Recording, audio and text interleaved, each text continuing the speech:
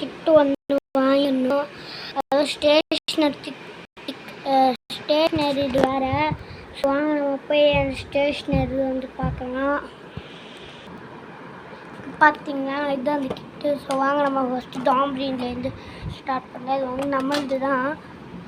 உள்ளே நல்லா ப்ளெயினாக கூட இருக்குது.